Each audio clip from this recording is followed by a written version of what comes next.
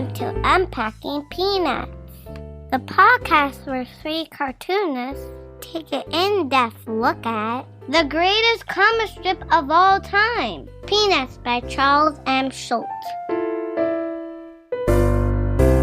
Hey everybody, welcome back to the show. It's another episode of Unpacking Peanuts. Today we're going to be continuing our long look at the Van Pelt family, and I'm going to be your host for the proceedings. My name's Jimmy Gownley. And joining me as always are my pals, co-hosts, and fellow cartoonists, Michael Cohen. Say hey. Errol Buckholtz. Hello. And our producer and editor keeping us out of trouble, Liz Sumner. Howdy. So guys, here we are, another episode back here talking about the Van Pelts. I've been enjoying this, but I also have been thinking about some other Peanuts related items, and I thought I'd like to introduce, if you guys don't mind, a brand new segment. What do you guys? I want to call it "Hanging Out at the Thinkin Wall." And we occasionally think. All right, so here's what it is. You know, sometimes perhaps the thoughts we have don't fit into our themes because now we're doing these themes instead of just reading the strips. So I thought we could have a little segment in every episode, or maybe not every episode, just whenever we want to have it, where we can bring up some thoughts, some ideas that, wouldn't fit normally in the episode. And I got one to start off if you guys are interested in it. Yeah, I'd love to hear it. Cool. Yeah. Okay. So you know how your computer and your phone's obviously listening to you all the time? Always. So I had my phone out when we were recording one of our last episodes, and we said something about AI Snoopy. Well, AI Snoopy is unfortunately all over Instagram. There are millions of AI Snoopy GIFs and memes and stuff like that. But so I was kind of going through that, and I was thinking, oh, maybe this is what I want to talk about. But then I came across something that was not AI, but it made me think. And it was a picture of Snoopy drawn by Schulz, and it was a list of his characteristics. Yeah. But what was interesting about his characteristics were things like warm, friendly, never let you. It was all things that were not really identifiable with the character of Snoopy in his actions in the comic strip. Mm-hmm. But this had been shared and liked by so many people who said, I read Peanuts every day in the newspaper from 1960, whatever. Lots of people were relating to this as their Snoopy.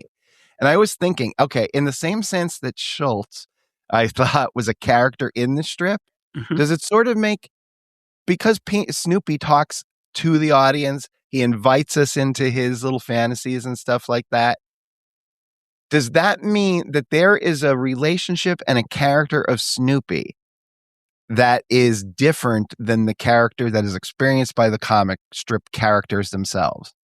Because Snoopy invites the reader into all his little fantasies and jokes and stuff. Okay. Are you sure these reactions are not due to people thinking? I knew you were going to say that. We're going to take people at their word, and they're going to be fans of the comic strip and not just people who like the plush, like they said they like the comic strip. Well, yeah, but that doesn't stop me from saying what I was going to say, which is, are they reacting to the merchandise, which is warm and friendly and the little Hallmark cards, and rather than the actual comic strip? Harold, what do you think? It's interesting. I think there is something to where you're going with this, Jimmy. My sense is that there is, when you experience art through the work of one particular person or a really strong setting, or it does affect how you look at the characters.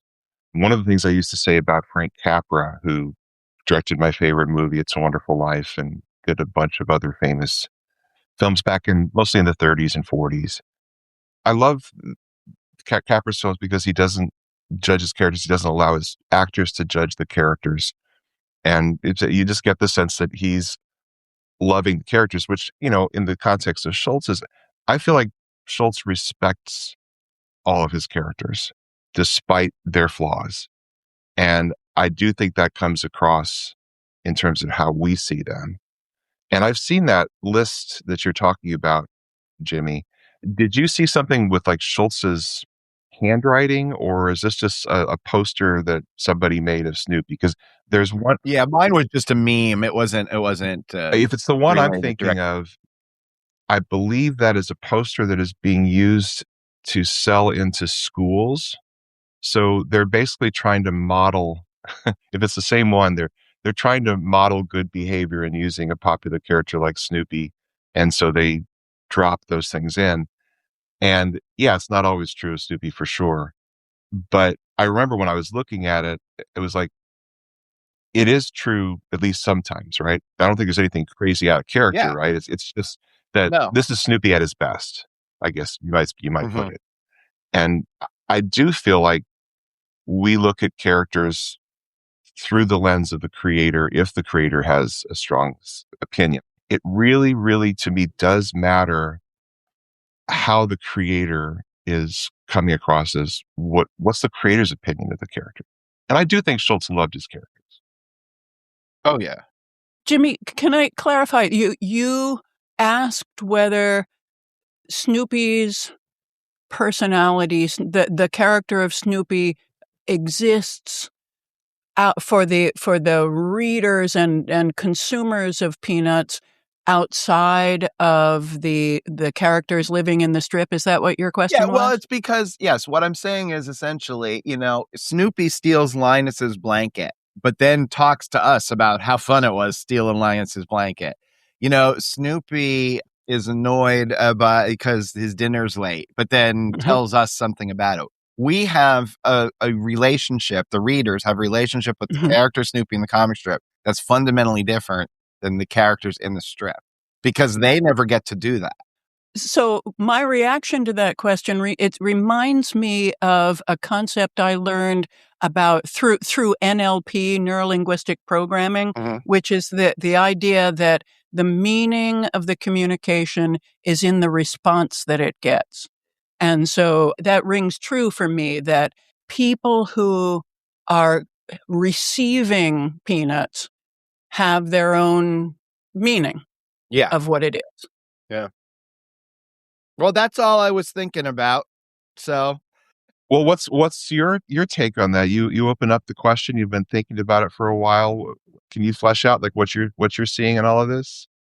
Well, it's such an interesting thing, and it's probably not unique to Peanuts, but it's probably very close to Peanut or unique to Peanuts, and maybe even originated with it. Just this idea that there is one character that has a much closer relationship to the readers than he does to almost any other character in the strip. The only people that can fully understand Snoopy is Woodstock and us. And that's amazing, I think. You know what I mean? It's not like Crazy Cat had a guy in the strip that, had a completely different relationship with the cat than we did, and I can't, I guess there's Garfield does that stuff on a lower level, but that of course is all post Snoopy. And it just struck me. It's like, yeah, there's got to be a reason. And like, yeah, I mean, I know that they hold up they like their dolls and stuff like that, but they like the doll for a reason. If there's 15 very, very cute dolls a kid could pick from and one Snoopy, and they pick Snoopy, it's because they have a relationship with Snoopy, And I just think it's an incredible thing. And I think it goes a long way to say why it's so universally popular. I have a question. Did we, when we were talking about doing the Snoopy episodes, did we compare in any way the character's reaction to Snoopy to the audience reaction to Snoopy? Is that something we should do a follow-up about? That's what I'm doing now. Oh, well, no, but actually try to describe the difference between the... Yeah, it might be worth an episode. All right. Well, that is what I was thinking about. If you guys want to continue thinking about it, that's great. If you want to also maybe send us a possible idea rather, for the new segment, Hanging Out at the Thinkin Wall, you can do that. You can email us at unpackingpeanuts@gmail.com. And of course, you can call our hotline, 717-219-4162. All right, so that is our new segment. If no one else has any new business, I'm happy to get to the comic strips.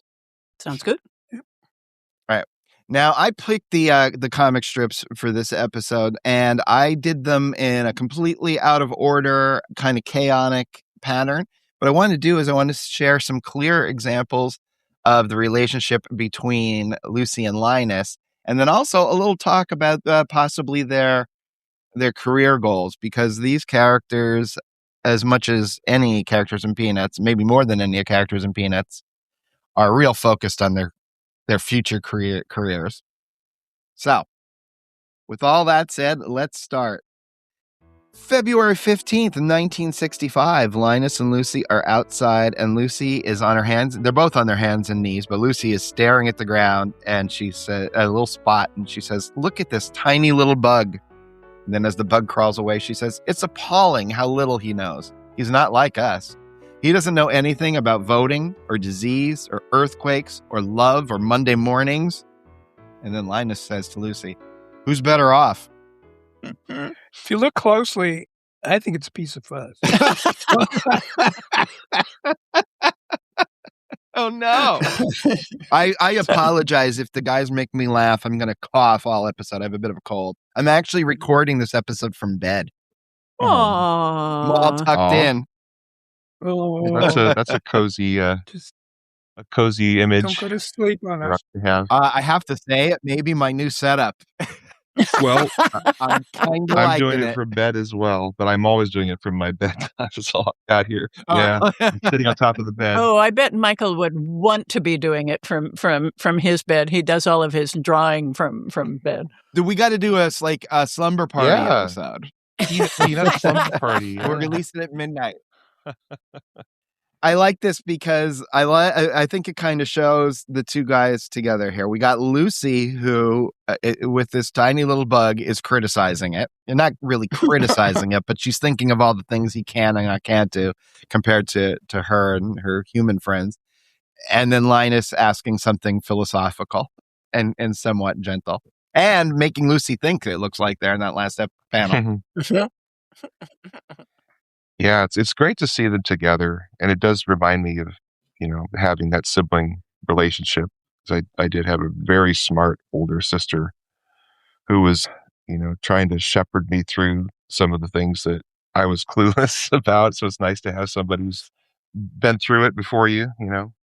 Yeah, unfortunately with this, you got Lucy, who has no idea what's going on, apparently. So, But she thinks she does. She thinks she does. Michael, did your sister do any shepherding with you? Oh, thank God, no. I kept my door locked. Lest ye be shepherded. Yeah, no, I didn't want any of that kind of stuff. Now, here, let me ask you guys this question. What about your relationship with your older sister's friends and stuff? Did you pick stuff up from them? Were they completely off limits, or what was the deal there? No, I did not have any relationship with anyone.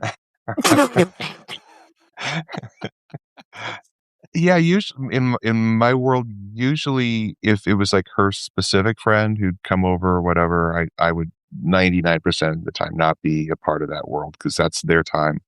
The one thing we would have in common is going out into the little cul-de-sac that we lived on, and everyone from the neighborhood would be out. So if my sister and I were out there, we would be then interacting with just the general kids of the neighborhood, but not so much the one-on-one friendships that, that's off limits. Right. My a friend in my neighborhood had to drag his little sister Heather around everywhere he went. And I felt like it was very much a rerun situation for her. Some of her summer vacations, I thought, this could not have been too exciting for you, kid. Watching Jackie play wiffle ball, watching him play tennis. She sat in her plastic chair. My sister thought I was her mascot and took me around and really was very sweet to me. She was very cool. This was my middle sister. Eldest sister was much more responsible and not as much fun. How much older was your middle sister? 5 years and 7 years. Wow, 5 years. That is interesting. Yeah, that's a different dynamic, right? It's not, obviously not a mom by any stretch, but it's the 2-year difference. I found was it's still fresh. She can remember, when I went into 7th grade, she's in 9th, and she can remember 7th, and she remembers the stuff she learned. And she looks at me, clueless, clueless me, and realizes I'm not catching up on the clues and so she tries to kind of get that over in a very bite-sized way instead of me learning it the hard way, that kind of thing. And that's what I remember about other than, we always had our own conflicts, like were typical, but that was, especially as we got older, she was looking out for me. And that was just a wonderful thing to have. That's fantastic. And I, of course, only child, Aquarius, obviously. Total chaos agent. Sorry, guys. It is what it is. July 19th, 1965. We're in the Van Pelt household. Linus is dragging around his security blanket, and Lucy yells after him, "You know what makes me sick? Seeing you drag that blanket around. If our blanket-hating grandma were here, you wouldn't be so smug. She thinks letting kids have security blankets is stupid." And Linus does look quite smug there in classic thumb and blanket position. Then Lucy walks away, and Linus looks after her as Lucy says, "I agree with her. I guess I must take after her." And Linus, back to thumb and blanket position, says, "That's always been the trouble with our family. We have too much heredity." That's great. I always thought, there's that company, 23andMe, and it's like, or no, it's Ancestry.com, and it's add a branch to your family tree. Uh-huh. I want to start a business where you remove branches from your family tree. I think it would be when people go, "Hey, you could write to this company and find out all these people you're related to." Pass. Congratulations, pass. You are no longer Norwegian. Yeah, right. Exactly. Your whole life and identity has been based on that. We're going to plug you into some new stuff. 4% droid. Yeah. I joking, I did do that once, and I came back 68% cookie dough. All right, so what do we think? Here's my question. Is the blanket heading... I don't know if this was mentioned. I may have forgotten. But has the blanket-hating grandma been identified as their maternal or paternal grandma? Don't think so. That I know. What do you think? Kids don't even know that. What do you think, though? I felt it was, for some reason, on the mother's side, but I don't know. How about you, Michael? Like I say, it doesn't occur. It doesn't occur to kids. So it didn't occur to you. Who the grandparents are? They're just these old people who happen to like you. You could put that on a dish towel, Michael, and make a fortune. Grandparents are old people who happen to like you. Well, let's make a T-shirt. So this is insight into the Michael Cohen childhood. So you would just show up, or they would show up and visit, and you'd be like, "Oh, because you didn't even speak. Your one grandmother did not speak English, right?" Well, but you didn't know your paternal grandparents, right? Yeah, they lived next door. They did? No, yeah, not for a while. Yeah.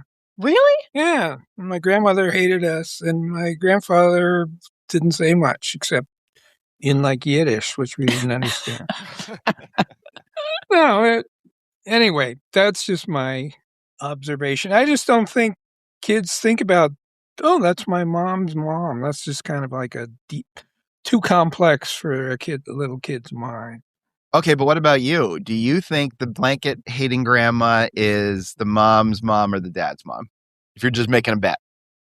I bet Schultz didn't know. No, I'm sure he didn't. So you want me to know? Yes, that's what I've been trying to do for the last 5 minutes. You can see, everybody sees Jim sitting up in his bed. That I should be smarter than Schultz? Well, I don't think it's a smart thing. I don't think there's a wrong or right answer. I think there is an answer. All right. How about you, Liz? We broke Michael. Welcome to my world. I honestly don't have an opinion. Well, that was a fruitful line of inquiry. All right. So what do you think? What just popped in your head when you? It's definitely mother. There's no question. I don't know why, but I agree with you. it's cool to now that we're going back and looking at these specifically Van Pelt things, and we're starting to fill in these little gaps that I didn't remember from the strip, like that Lucy had the blanket, and at least at one point Linus took her blanket, which was her kind of thing. She had her own security blanket for a while. That's kind of interesting, and that grandma is as well. We certainly see it. Is this the sequence when grandma does show up and? Oh, this is July 19th, 1965 again. And yeah, grandma has a major impact here, even though we, of course, don't see her because Lucy's right, grandma's going to step in. And well, and often qualities skip generations. So if that's true, Lucy is known as being critical, then probably her maternal grandmother was. Well, then, critical. okay, then we now, if we follow that line of thinking, what is their mom like? How would we? Because she's allowing apparently this thumb sucking and the blanket holding into a later than usual time period. So is this more of a laissez-faire kind of family when it comes to mom? Yeah. Trying out freedom for the children to see. Yeah, and as someone who has raised children semi-successfully, no, they're great. They're wonderful. Yeah, my work is semi. You know what I mean? I was criticizing myself, not them. I found that if I was going to make mistakes as a parent, they're going to be the opposite of the mistakes my parents made. Which, by the way, is not like any better. It's just different. Right. But I think that makes sense to you, right? Where if like my mom was strict about something, I would be more laissez-faire. It's the pendulum. It's the reaction. Yes. And it's almost like you can't help it. It's not like you're sitting there looking at your child and going, I'm going to do, well, maybe I did. but going back to the idea that these parents are psychiatrists or psychologists or whatever, or maybe they're professors in this area. Obviously we're making all this stuff up, but when I think about the 60s and then what led into, say, education, this is a year before I was born, but there was this period, and I think my sister, 2 years older than me, born 1964, really caught the brunt of some major experimentation with kids in school and giving them incredible amounts of freedom versus, reading, writing, arithmetic, right? And so the philosophies that were coming out, they have to be implemented. So it would make sense that people who are trying to figure out children and how to properly raise children around this time in the mid-60s, there is a movement to just give them a lot of freedom and don't try to shoehorn them into things, let them find their path. And well, there really was a big difference between the generation before 65 and the generation after. Well, I went to Catholic school. We did free to be quiet and sitting in your desk.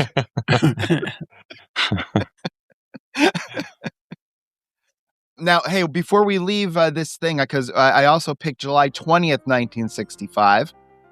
So let's discuss it here, because Lucy's now on the phone and she's calling someone, and we see her saying, "Hello, Grandma. Could you come over to see us? I miss you."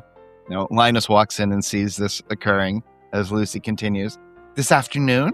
Fine. I can hardly wait till you get here." And then she hangs up and turns and smiles very happily at Linus, who's upset. And Linus says, "You invited our blanket-hating grandmother over?" And then Linus screams to the heavens, "Oh, what a vile scheme," as he hugs his blanket. And then Lucy, with the best wicked grin, laughs to herself. I think that's the episode title. Oh, what a vile scheme. Oh, what a vile scheme. Now, I wanted to talk to both of you guys, all three of you, about this, actually, since you all have siblings. So this is actually really just me trying to understand what it would be like to have a sibling. That is the entire point on this. Now, okay, I can't remember what we were talking about a couple episodes ago, but Lucy did something mean to Linus, and Harold described it as cruel. And I was like, would you say that's cruel? And Harold was like, definitely cruel. And I think everyone thought it was cruel. And I was like, oh, I thought it was kind of just like friendly joshing around. It was chow. Yes, screaming into his ear from behind him when he didn't know she was there. Yeah. Oh, that's right. Okay, And so I thought it was hysterically funny. oh, you thought it was fair. Okay, right. So we're too funny. What do we think about Lucy doing this? I think we've seen it before where she's trying to help Linus in as cruel a way as possible. I think that's what's happening here is she really thinks his blanket's a bad idea. Which Right. She probably is. And so she's enjoying inflicting this torture on him. Right. Because she thinks, if he gets rid of the blanket, it'll be better for him. Right. Which is probably true. Right. So it's interesting. Yeah. So she allowed there's got to be a word for this where it's like you're altruistic, but the only reason you're altruistic is so that you could be also cruel. For your own good. Yeah. It was self-centered altruism. It's a whole new thing she invented. You have to get these protesters off the street for their own good. No, one of the things that I find very odd is I cannot imagine talking to my grandmother on the telephone. Oh, really? Never happened. Yep. Never. Not even in a formal sense where it's like, oh, and here's Liz. Happy Mary. Yeah, right. On a holiday or everyone's on the phone talking to Grandma. No, we would have been over at her house, but never on the telephone. So are you saying... Cannot remember a single time. It was just the formality of on your own impetus, calling your grandmother up. Yeah, I can't imagine doing that either. Really. Yeah. Or even talking to her if she happened to call, but I don't remember her ever using everything the was mediated between, with the parents in between when it came to that stuff. Yeah, they didn't quite understand what the telephone was or how it worked. What? What? Were you left in like the attic like that like for years and just, you came out 10 years later all pale? What is this world? No, his grandmother didn't know what the telephone was. Oh, yeah. I thought they weren't telling you what the telephone was. I just don't tell Michael. These newfangled things. It's going to reach out and touch someone. Stop it.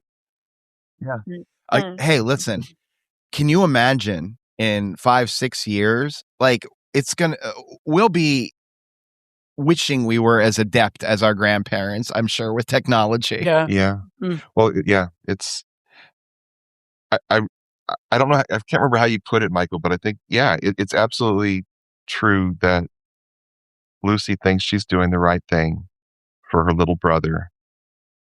But as long as she's doing the right thing, she must have a little fun with it, right? Yeah. To get her kicks out of doing the right thing, and it's interesting because it bridges William Pepper's idea that she is trying to help with the fact that she is just a mean person as well. So she totally has her cake and eats it too. Because he, obviously he does have to give up. If it was a real person, has to give up the blanket eventually. So I don't know about that. Here I am. I'm going to reveal myself as a person who sucked her thumb until she was 35. So I don't think you have to give up the blanket. It comes a lot of times when you might have given it up, but you still kept it, and you managed to go 35 years and integrate it seamlessly into your life. Yes. Yeah. It worked. And Linus probably thinks if everybody had blankets, the world would be a better place. It certainly could have been. And he may be right. Yeah. Interesting. All good stuff. All right. Now, moving on a little bit, we're going to go into the 70s here where we're talking about Lucy in her early iteration of her, no doubt, future career as a psychiatrist. We're looking at June 10th, 1973, and it's a Sunday page. And it starts off with Lucy behind her booth, but this time, because it's a symbolic panel, it says flawless advice. And Lucy Van Pelt at the top. Then we see Charlie Brown arrives as a patient, and he says, "So for all I know, I'm wrong. And he continues, my trouble is I never know if I'm doing the right thing. I need to have someone around who can tell me when I'm doing the right thing. And then Lucy says, okay, you're doing the right thing. That'll be 5 cents, please. Then Lucy leans back, kicks her shoes up. Charlie Brown walks off satisfied. Very next panel, he's back looking deflated. And Lucy says, back already? What happened? And Charlie Brown sits on the stool and says, I was wrong. It didn't help. You need more in life than just having someone around to tell you when you're doing the right thing. And then Lucy says, now you've really learned something. That'll be another 5 cents, please. What a great strip. Well, I'm just curious, did Linus ever come visit the psychiatrist booth? In 17,897 strips, of which we have read all of them, I cannot think it would be more than once or twice if it ever happened. I cannot recall one. No.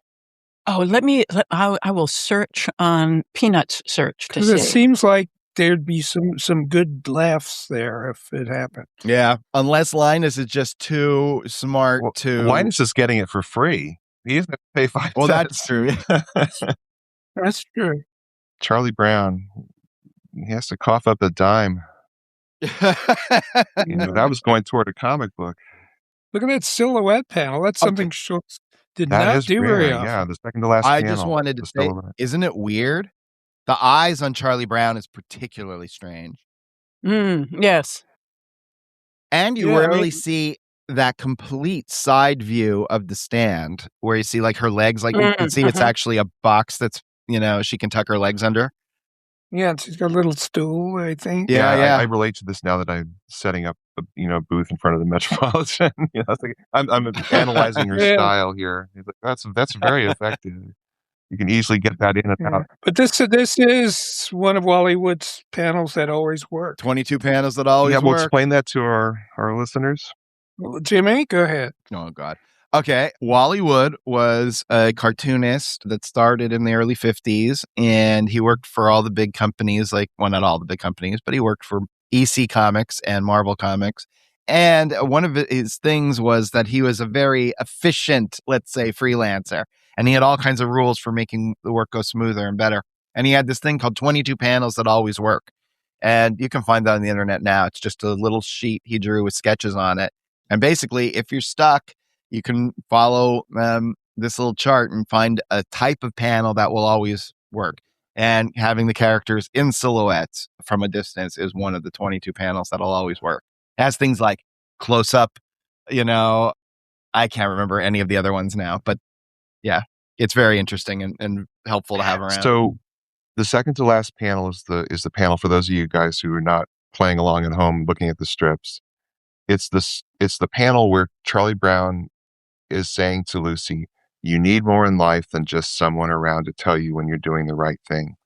What is the effect of Schultz using a silhouette here on that panel for you guys and in the strip? I don't know what the effect is, but it definitely has an effect. Yeah. It's hard to describe it, but it just makes that more important. Like there's music playing in the background. Exactly. Yeah. It's some sort of proverb. That is a really interesting way to put that. It's like there's music playing in the background. That's wild. Yeah. I mean, I guess the way I might have put it is that the focus is on the words, right? You can't get sucked up into the cartooning itself as much and the character other than what they specifically are saying. It's like Schultz to me is saying, take a look at what he's saying here. This is where you want to focus.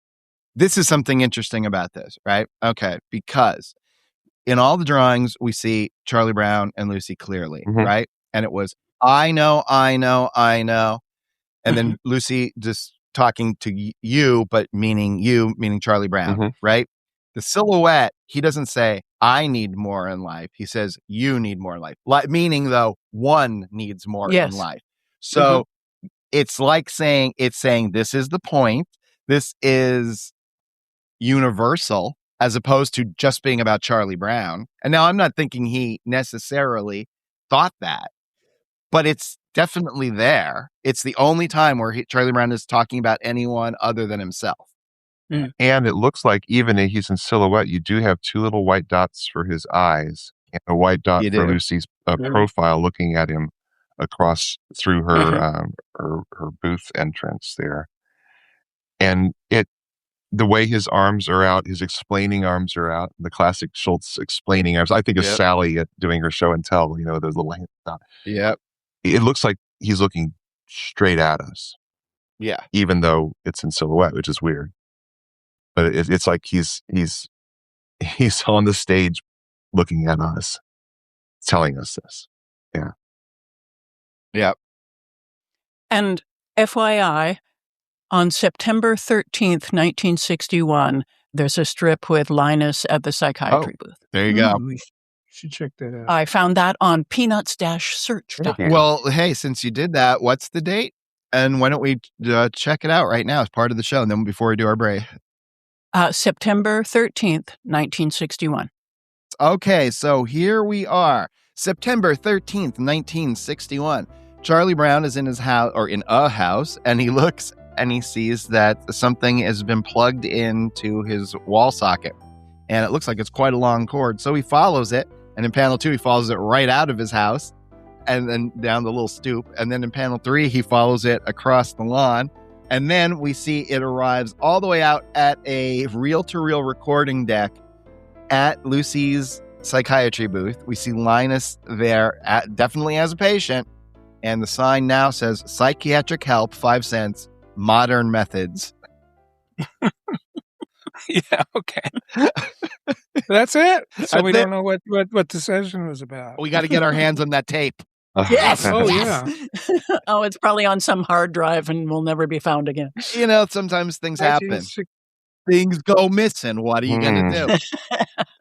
Hey, also, another thing that sometimes happens is people got to take a break. And that's what we're going to do right now. You guys go get a drink, get a snack, do whatever, stretch your legs, listen to our commercials, and then we'll be right back on the other side. Alrighty.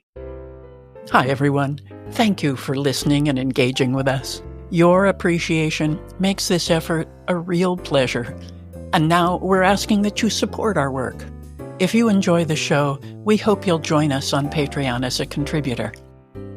Those of you who can't for whatever reason, that's okay. We've been there. We're glad you're here. Thank you for being an essential part of Unpacking Peanuts. And we're back. Hope you had a good break. Liz, I'm hanging out in the mailbox. Do we got anything? We do. We got an email from John Marullo, super listener John Marullo, who says, hi all.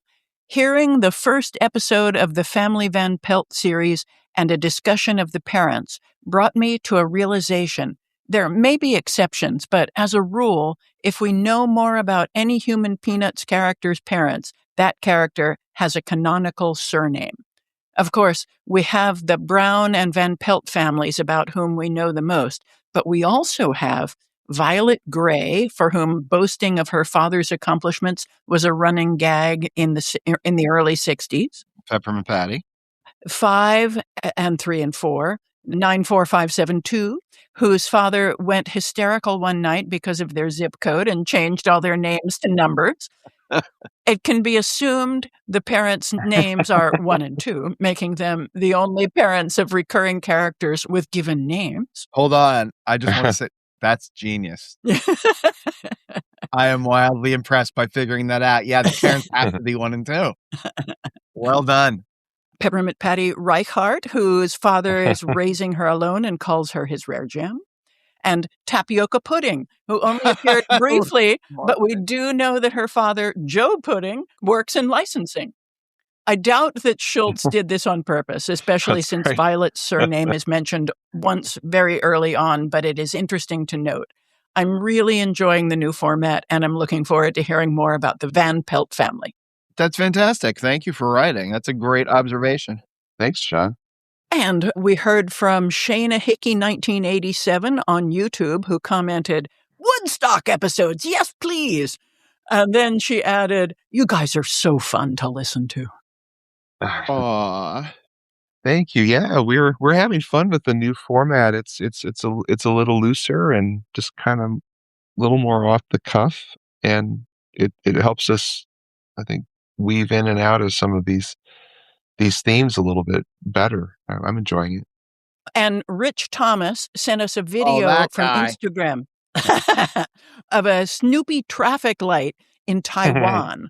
When the light's red, Snoopy stops and waits and looks around and then walks when the light is green. That's so cool.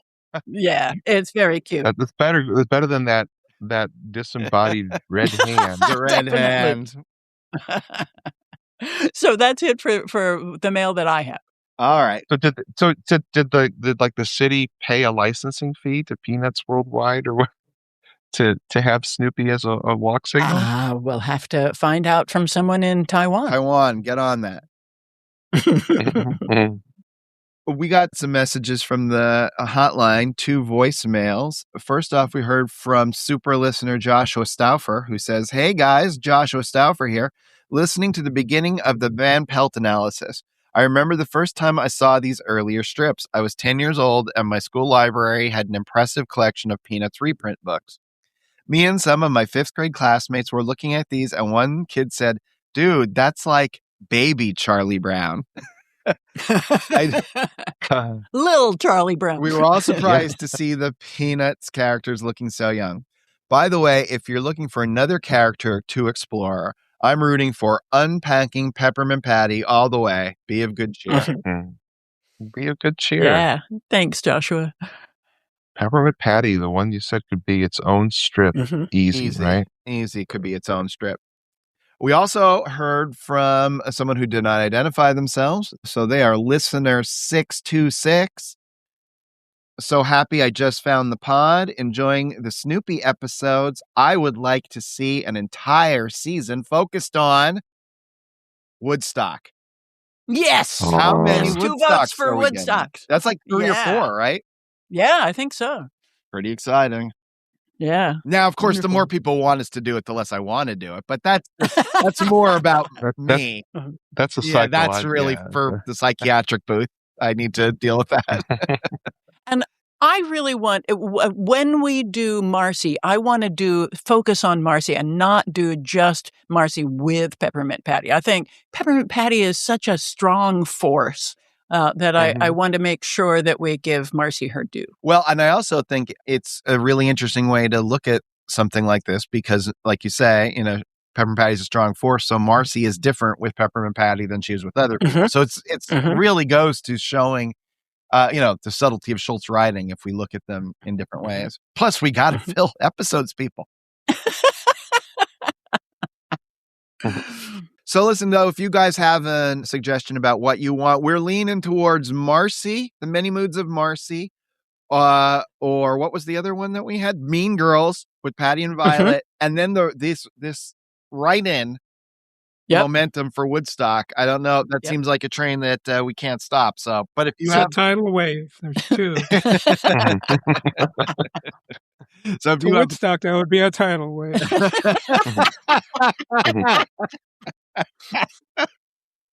It's overwhelming.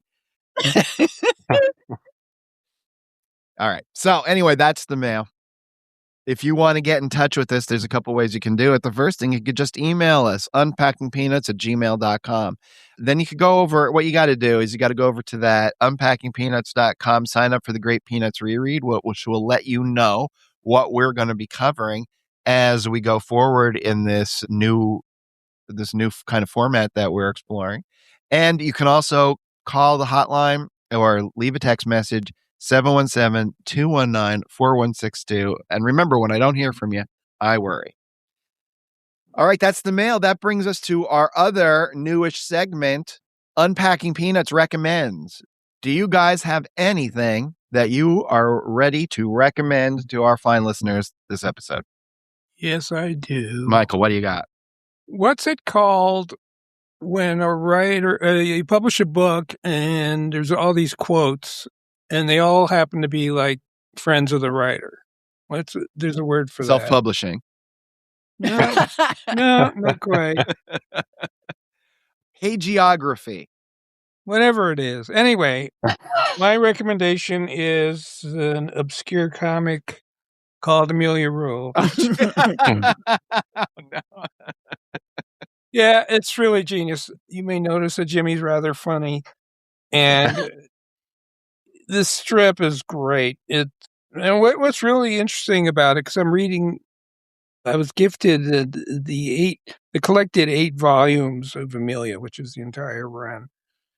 Reading them in order, and I was around when it was happening. I was editing The editor. the first couple issues, but Jimmy was trying to write a book for 9-year-olds, 9-year-old girls specifically, and Amelia's 9 when we start out. But this is a case like Harry Potter, where the audience grew with the character because time passes fairly realistically. And so I'm thinking by the time this book is over, these books are over, those 9-year-olds are probably 15, 16, and so is Amelia. And the humor gets more and more sophisticated. Yeah. Except today, now that the books have been out for so long, the 9-year-old is 9 years old when they get to book 8. Yeah, that's something you just cannot avoid. Yeah, but it's so interesting watching the strip evolve and get really postmodern, because it is very postmodern. So I don't think 9-year-olds would have picked up on that. But as it gets more postmodern and really innovative with storytelling, more than most comics I've ever read. It's the imagination is wide open here, the way Jimmy's approaching these pages. So it's not just stories, it's just kinds of all kinds of techniques you've never seen before in a comic. Anyway, it's great stuff and gets better and better. It starts great and then gets really great, and it keeps getting better. So I know it's just coming up on an anniversary, but since I'm reading it now, I hope to be done by the time the anniversary. And when is the anniversary, Jimmy? Officially, well, the way we're celebrating it all year, but April 7th will be when the new editions are out. So that's officially when we're going to make our big, yay. Okay. Well, I should be done by then. And yeah, so if you want to be a part of the in crowd, go read the whole thing, and then you'll know what's going on. And I know that many of our listeners were originally Amelia Rules fans at 9 years old, and they've joined us. So shout out to all of them. Yeah, they're I'm all talking now to you, 65. Shaylee and Joshua. Well, thank you. Oh. Yeah, I'll second that for Amelia. I've been super blessed in having gotten to work with the one person in modern comics that I wanted to work with most, which was Jimmy Gownley. That's how we became friends. I just appreciated his work. He was doing Shades of Grey the time I met him, and then not too long after that, he was doing Amelia. And I'll second what Michael is saying. One of the things that I think got out of hand around the time, we were doing comics were that artists were breaking away the boundaries of the 6-panel comic book, or in the way they were cleanly made to flow just by having 6 same size panels like an Archie comic. And Jimmy started to really play with the page. But the thing I admired about it, so many artists did that, and they were lovely to look at, but if you tried to read the stories, they were impossible because they didn't know how to direct your eye. And that is something we talked about in Peanuts, of how Schultz is able to be so clear. There's nothing between you and the story. He is flowing you through these panels. There's nothing to make you stumble. And as ambitious as what Jimmy is doing in these comics, you don't get lost. And I don't know of another artist who is as ambitious in the layouts as he is and takes you through those pages without you getting stuck. And that's super hard to do. Well, thank you, guys. That's very nice, both of you. Yeah. I'm embarrassed now. I'm hoping Liz has something that's not Amelia Rules, but thank you both. Liz, do you have something to recommend? I'm sorry, I'm still reading the book I recommended last week, so still liking Well, it. it's still good. Yeah, and so that we're not just praising stuff within. I have been reading Working with Walt, Interviews with Disney by Don Perry. He interviewed people, I think, late 70s, early 80s, and beyond, who worked with Walt Disney directly. and some really, really good conversations. Yeah, there's at least 2 volumes out, and each volume is an interview with maybe a dozen people. And it gives you this really interesting, well-rounded picture of what it was like to work at the Disney studio, what made it as special as it was, and them, everybody just kind of trying to dissect what it was about working there that was so unique. And it's just fascinating to see, because I'm in awe of somebody who can wrangle artists. We are it's like herding cats, right? And to see what he did, and that people, respected him enough to let him lead where he wanted to lead, that led to some amazing advances in the world of animation. And then beyond that, of course, in all the other things he did after animation was kind of no longer his main interest. But he's a fascinating figure, and I recommend those if you're interested in kind of understanding a very unique part of American culture and popular culture. Just, how did he possibly accomplish all the things he did in his lifetime? That's a good pick. And I got a podcast for you guys. And speaking of our mailbox, super listener Joshua Stauffer, who we just heard from, has a new podcast out, and it's called Kids TV and Me, where he looks at all the variety of different kids television shows that affected him as he was growing up. And he's a cartoonist in his own right now. So give that a listen. It's pretty cool. Kids TV and Me by Joshua Stauffer. I'll put the link in the show notes. Awesome. That's what we got. Go out and read those Amelia Rules books. I like this. This is a great segment, guys. Great segment. Yeah, Jimmy, go read them. I'm going to try someday. Oh, wait a second. I have something to add to the recommendations. Michael, do you want to talk about the Peanuts portraits, or is it not time yet? Well, I have one up. The little background music, which comes behind the strips. You probably don't pay any attention to it, but anyway, it's pieces of music I do like, and he did right. Yeah. But anyway, I'm orchestrating them, and I'm going to have an album of Peanuts portraits of the fully orchestrated themes for all the characters. So, but I did put a little Woodstock thing up, so we can put that in the show notes if you want to hear my musical portrait of Woodstock. Yeah. So the music that we use underneath when Jimmy reads the strips are the piano versions. And I asked Michael, because he's been working on orchestrations, I suggested that he do orchestra versions of these. And he has started doing it. And the Woodstock one is really sweet. Fantastic. Definitely give that a listen. Alrighty. All right. Should we head back to the old comic strips? Why not? We're tired of talking about ourselves. Never. All right, here we go. January 13th, 1970.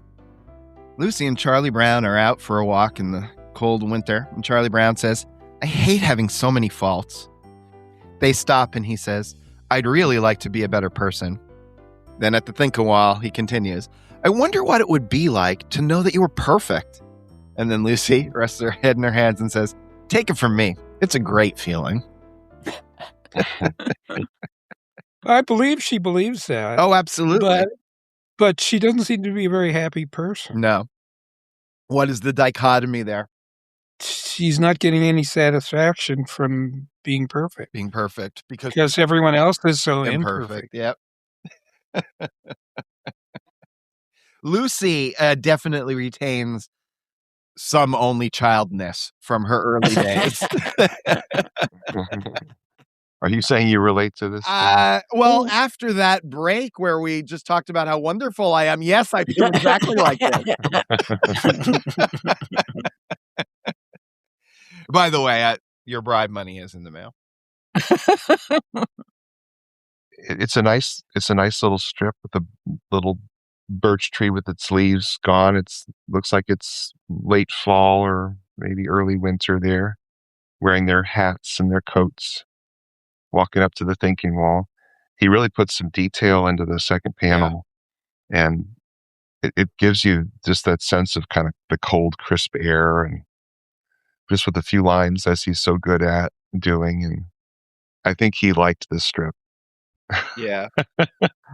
I think he wanted to pull you into the space of it for some reason.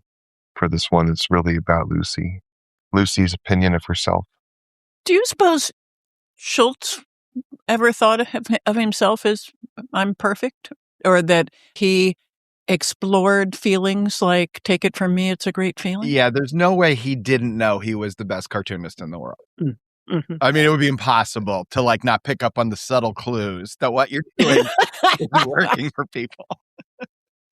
But we do see it in stories that we've been told about him among his fellow cartoonists or attending an event. It's like, to him, like he went to a National Cartoonist Society event, and Schultz, you just, from the stories, you get the feeling like he's like, this is my domain. Mm-hmm. Yeah. And my opinions matter here, and I will speak them clearly and sometimes forcefully because I feel I have the right to do so. So I think that kind of, that loosiness kind of comes out in the area that he focused his life on. And yeah, he's quite confident of who he is in that world.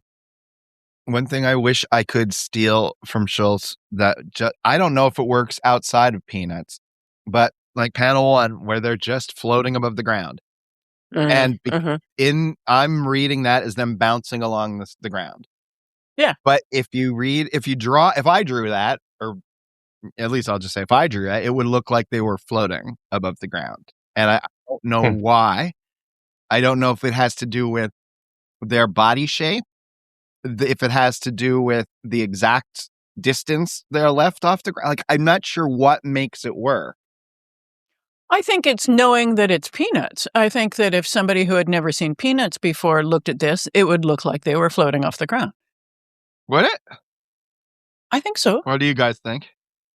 I think that what it makes me think of is the story about, was it Edward Muybridge who did the horse, the photographs in the pre-film motion picture film era, where he set tripwires up to set off cameras taking pictures of a horse in motion.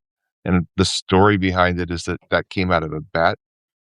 There was one guy who said, there is no time when a horse's legs in a gallop, there's at least one leg always on the ground. Uh-huh. And there was other guys, you're crazy. There is, of course, a period when there's not a hoof on the ground. And so they apparently hired Muybridge to do this crazy contraption. And he essentially made, with still cameras, was able to make all of these images of the motion of a horse. And then that started him off on capturing all sorts of things in photos that represented motion. And of course, the person was right that there's a time when the horse's legs are not on the ground. And that makes me think of these little floating Charlie Brown and Lucy drawings where there's all this white space around them with the black ground beneath them, but with white in between. The design is just so gorgeous. And, I'm looking at this one on my phone, and I just am in awe of Schultz. I've said this before, but you can shrink those panels down to the point where they're like 0.4 inches square, and you can read them. It's amazing. Yeah. Coming up on this next one here, actually, Liz, now that I know that you can search things so quickly, we're coming up here on January 3rd, 1967, but I'll read it and then I'll tell you what I want us to look up. Okay. So here we are, January 3rd, 1967. Linus and Lucy are out for a walk, and Linus says, "Why do I have to get a measles shot?" And then he throws his arms in the air and says, "Whoever worries about measles, what's a little rubiola among friends?" And Lucy says, "Your stupidity is appalling." And then she walks away, leaving Linus alone. And he says, "Most stupidity is." Now, before we go too into it, there's another one like this where I believe Lucy says something like, your lack of medical knowledge is appalling. Okay, I'll search on appalling. Yeah, I just want to see because I couldn't find it again. And my first thought was maybe Linus was mimicking her, but now I'm thinking maybe it was just her saying it. She's okay. I have a question. What would happen if there were a beautiful and highly intelligent child up in heaven waiting to be born, and his or her parents decided that 2 children they already had were enough? Lucy says, your ignorance of theology and medicine is appalling. When did that come out? In 1970, July 20th, 1970. Oh, okay, so it's a pretty big distance, but Lucy finds Linus's ignorance about many topics apparently appalling. True. But this reinforces my belief that the word stupid is the funniest word in the English language. It's a good word. It really is funny. Appalling is the second funniest. Rubiola. So that's my second question. Is he spelling it wrong on purpose? Maybe Rubiola meant something in 1967. Oh, I think he just spelled it wrong. My first comic I ever did, I made a Star Trek reference, and I never watched Star Trek. So I called the bad guys the Romulans. I think it's like that. I was just thinking, since it's in quotes in the strip, that Schultz knows he's misspelling it. And he's telling us not. It's I think that it's that we say rubella, rubiola, commonly known as measles. It's different, yes. You're right. Rubiola is measles and rubella is German measles. You don't want to get rubella. Oh. Why do you think it's in quotes, given that it is I can't imagine him putting measles in quotes. Is it? But he does do that. That's interesting. But you're right. He does occasionally put unnecessary quotation marks just for humor. This is crazy. I've never seen I've always heard it as measles and rubella. Yeah. This is, and I was thrown because it was in quotes. I was thinking, he's got to be referring to rubella. But no. See, we've lost a lot of knowledge about measles over the years. Yep. It's like in the 12 years pass in Star Wars, and people are like, "What are the Jedi? I never heard of it." And then people go, "That could never happen." Oh yeah, it could. Well, I'll give you an example. Good old Joshua Stauffer, who we were talking about. I posted something on Instagram. It was a drawing of Tanner with the smashed guitar, and he's like, "Oh, I hope she played it so much that it just fell apart." It's like, what happened? And I'm like, are you too young to remember when rock stars smashed guitars? And he's like, what? Oh, Joshua. So sweet thing. I mean, things that one group thinks, oh, well, this will be remembered and understood forever. It goes away real quick. Yep. All right. So we're going with a little sequence here that really, I think, shows Lucy and Linus together in their advanced sibling status. They're past being toddlers. They're well into their routine. And here we go. This is January 7th, 8th, and 9th of 1964. January 7th. They're hanging out in the Van Pelt household. Linus in classic thumb and blanket position. Lucy comes up pleasantly and says, "You're not a good brother at all." She spreads her arms and goes, "You're not a good brother because you don't work at it. If you're going to be a good brother, you've got to work at it and work at it." And then Linus says, "Where's the practice tee?" Sarcasm. Now, let's do the 3 in a row, and then we'll talk about it at the end. January 8th. They're out walking now, and Linus says, "Perhaps I could be a better brother to you if you'd tell me what a good brother should be like."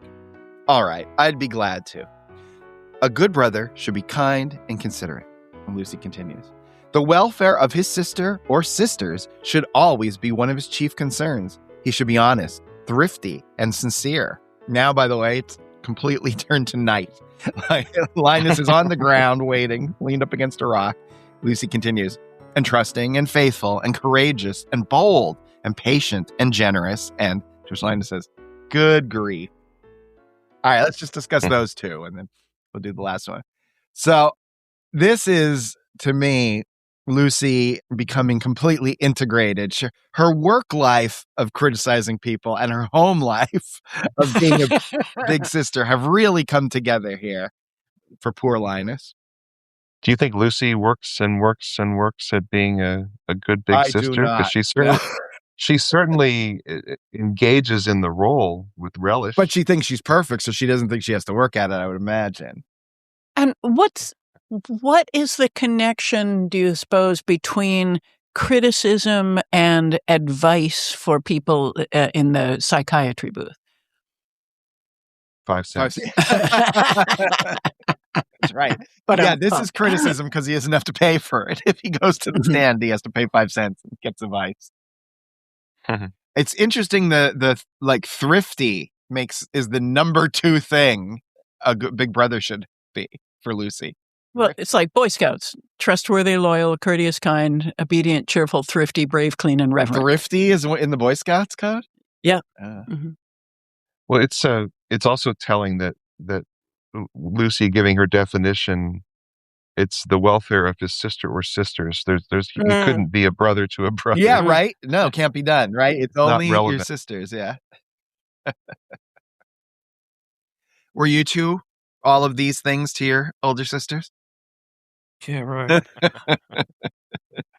All right, January 9th. So now Lucy is watching TV, sitting on the floor in the living room. And Linus comes in holding a bowl of something. And Lucy says, "What's this?" And Linus says, "A dish of ice cream. I brought it to you in order that your stay here on Earth might be more pleasant." Lucy's delighted by this and says, "Well, thank you. You're a good brother." And then Linus walks away very happy and content. And he says to himself, "Happiness is a compliment from your sister." I don't like this at all. All right, lay it on us. She needs to be overthrown. Really? Except she can beat him up. I'm going to guess Harold disagrees. Well, it depends on, what is our concern? Is it what Linus gets out of it, what Lucy gets out of it, what they get out of it as siblings? Seems like a pretty good situation here. He did it on his own volition. No. And makes her happy, and he walks away happy. Yeah. Win-win. No, it's lose.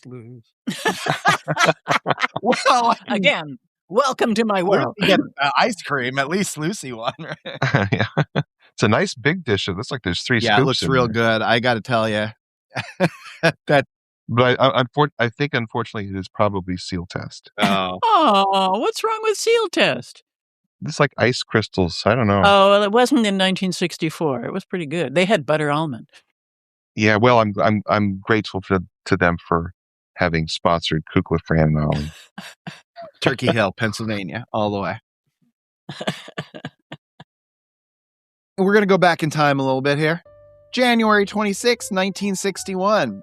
A great first panel of Charlie Brown and Linus sitting on an armchair, but because it's almost little folks style, they're both using it almost like a bed. They're lying on it sideways.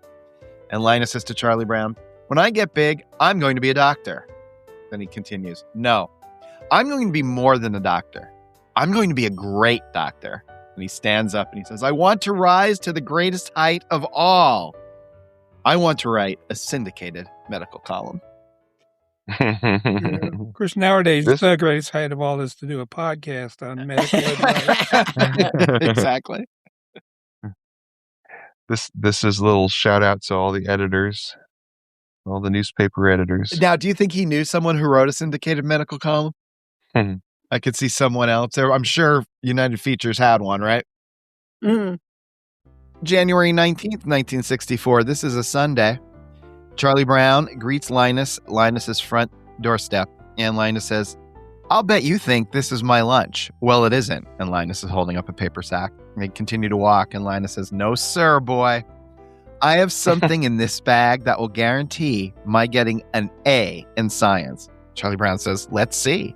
And Linus takes out a little round object, and Linus says, "It's a piece of wood that is perfectly round. I found it myself." Linus continues, "Can you imagine the millions of years it took for the elements to mold it into this shape?" Then Charlie Brown hands it back to Linus, and Linus says, "It makes you think, doesn't it?" And then Charlie Brown says, It makes me think you found an old croquet ball.